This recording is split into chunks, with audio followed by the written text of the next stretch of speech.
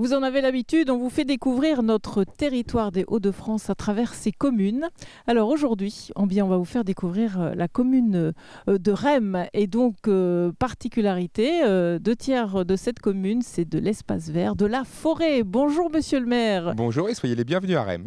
Merci pour cet accueil. Alors, vous avez choisi de nous emmener ici parce que c'est vraiment c'est emblématique en fait pour cette ville. Vous dites, enfin moi je dis 2/3 de la commune, c'est quand même une forêt, c'est quand même extraordinaire. Exactement, on peut même presque dire Rhêmes forêt, Rhêmes la ville forêt, puisque 2/3 du territoire communal est parce que vous avez derrière vous composé d'espaces verts avec cette forêt domaniale qui en fait la spécificité et l'identité même de cette ville du Valenciennois. Alors l'envie aussi, c'est pour votre centre-ville que cette forêt soit plus visible parce qu'en fait le centre, on le voit pas, enfin on ne voit pas la forêt quand on est dans le centre de la ville. Oui, quand on traverse la ville sans s'y intéresser, on ne s'aperçoit pas qu'il y a ce poumon vert tout de suite à proximité, à portée de main. Donc l'ambition dans la transformation de la ville que nous souhaitons engager, c'est de faire rentrer cette forêt dans la ville. Et par les temps qui courent, les épisodes que nous avons connus cet été de grande chaleur, de grande sécheresse, d'avoir ce poumon vert, ce poumon d'oxygène là comme ça accessible, il faut le faire rentrer en ville pour redonner cette dimension à notre ville. Donc une énorme transformation. Je sais que vous avez le projet Rhêmes 2032, ça a démarré en 2017, donc ça fait déjà 5 ans. Ça fait partie de ce tout ? Oui, c'est une partie intégrante de cette volonté de faire de Rhêmes une ville ancrée dans son temps, ancrée dans son 21e siècle. C'est pour ça que nous l'avons baptisé Rhêmes 2032. Pourquoi ? Parce que nous avons décidé de plutôt agir que de subir, on le voit encore. Et nous avons souhaité, avec les élus et la population, construire la ville de demain en tenant compte de ses atouts, de ses faiblesses, des changements d'époque, pour faire en sorte que les habitants de cette ville aient à disposition tous les outils, moyens pour évoluer dans ce monde contemporain. C'est Rhêmes 2032, c'est cet objectif. Ouais. 15 ans pour transformer votre commune, quelque part, ça fait déjà 5 ans où vous voyez vraiment que la population adhère, que ça démarre bien en fait. Oui, au départ, je vais être franc avec vous, on nous a regardé avec des gros yeux parce qu'on nous disait mais c'est pas dans 15 ans qu'on a besoin, c'est tout de suite de l'action publique. Oui, vous avez raison, il faut de l'action publique immédiate.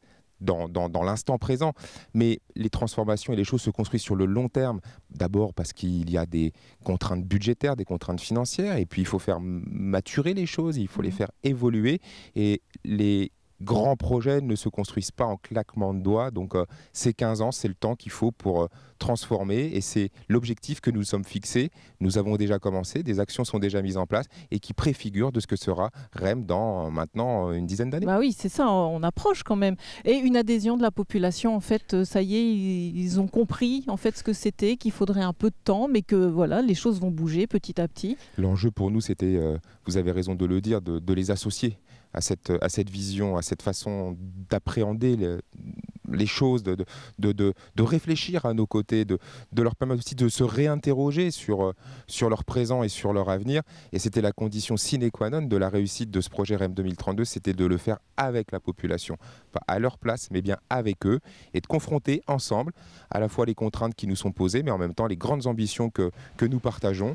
Et je suis ravi de voir que cette ambition prend, que cette volonté de faire nouvelle est maintenant acquise, et de poursuivre avec tous les habitants. Vous en aurez des exemples, oui, j'imagine, tout au long de cette journée.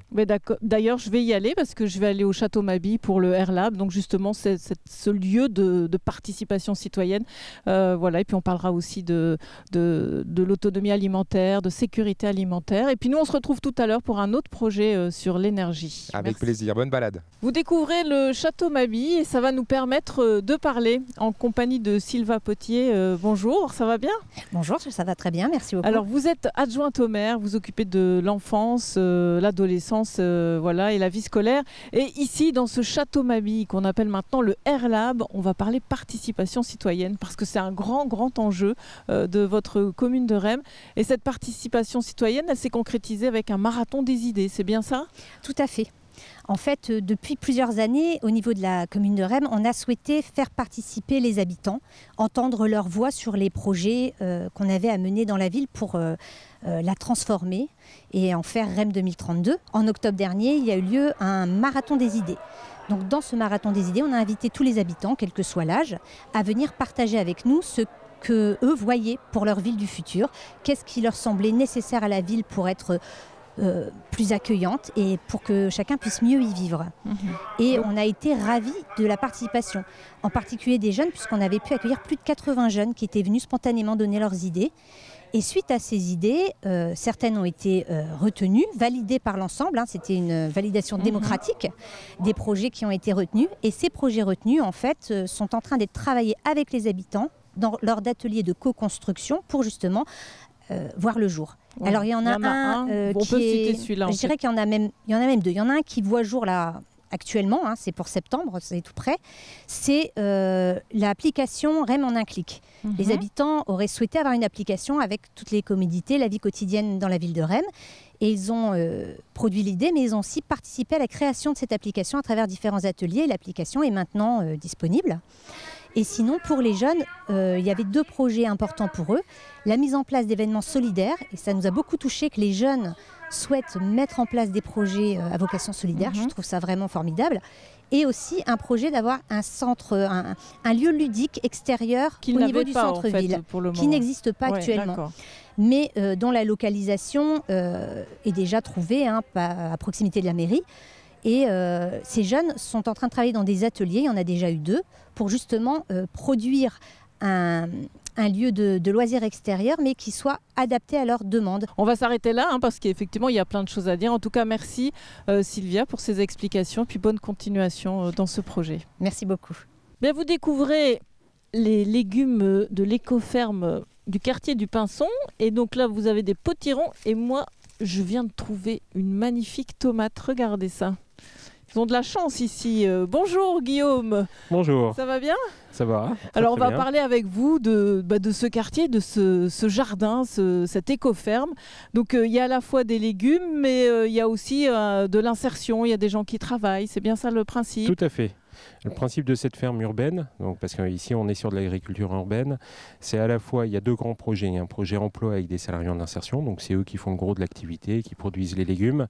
Et il y a un projet, on va dire, de nutrition santé avec les habitants, de leur fournir des légumes sains, qui sont produits sans aucun produit phytosanitaire. Il n'y a ni engrais chimiques, ni traitement antifongique ou contre les insectes ou autre.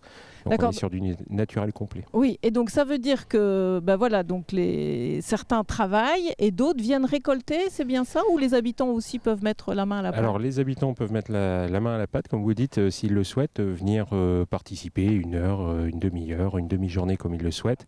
Après, le gros du travail, notamment le travail le plus compliqué, est fait par les salariés, parce que bénévolement, c'est toujours compliqué de venir retourner la terre, de planter ou de désherber.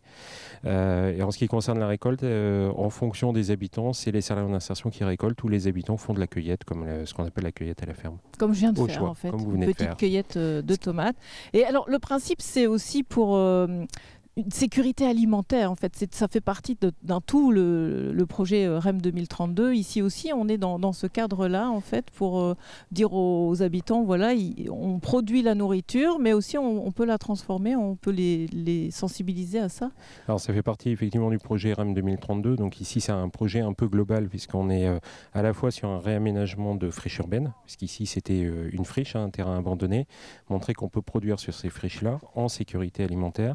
C'est un projet de saisonnalité pour apprendre aussi aux habitants. Par exemple, la tomate, d'ici fin octobre à peu près, on n'en trouvera plus et pas question d'en avoir au moment de Noël. Et c'est aussi un projet alimentaire et de donner des recettes aux habitants.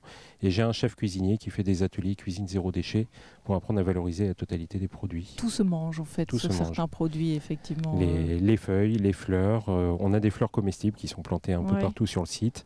Et sur les légumes, si je prends par exemple la carotte, à condition qu'il n'y ait pas de produits sur la carotte, mais les épluchures peuvent être transformées en chips par exemple. Voilà, donc un super projet à la fois de l'insertion, puisque les gens réapprennent le travail ici aussi, et puis après ils vont ailleurs, et puis les habitants qui peuvent aussi bénéficier. En tout cas, super, merci beaucoup pour vos explications.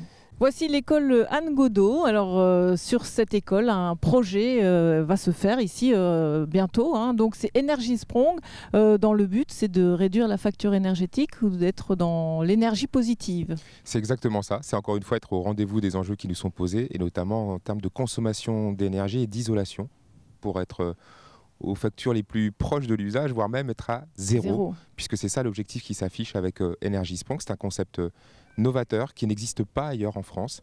Donc on va, comme on dit, essuyer les plâtres sur cette école, qui est un héritage de cette histoire minière qu'on évoquait tout au long des reportages que vous avez pu faire. 1962 en 1962, fait, cette école. Et donc effectivement, j'imagine que ça énergétiquement, ça doit être terrible pour la municipalité. C'est énergivore et puis les conditions pour nos enfants commencent à être dépassées. Donc le défi va être de à la fois engager cette rénovation de façon innovante, tout en préservant l'enseignement dans cette école, puisqu'on n'a pas d'autres endroits. On garde l'activité. On garde l'activité dans l'école, et par un phénomène de roulement de classe, eh bien, on va réussir à faire cette rénovation thermique, énergétique, qui normalement, comme le souhaitent les pouvoirs publics, c'est de financer ce projet-là pour pouvoir ensuite le reproduire et le dupliquer ailleurs pour que dans les écoles de France et les bâtiments publics de France, on puisse avoir cette isolation par l'extérieur tout en préservant la présence des élèves et des occupants. Donc ça veut dire que vous êtes un exemple, là. C'est ça, vous essuyez les plâtres, mais pour aussi après ailleurs. Parce que dans votre commune, le but c'est aussi d'adapter cette technique sur d'autres bâtiments. C'est qu'ensuite on puisse essaimer cette pratique et qu'on à moindre frais, voilà, il y a 5 millions d'euros qui vont être mobilisés avec des cofinancements.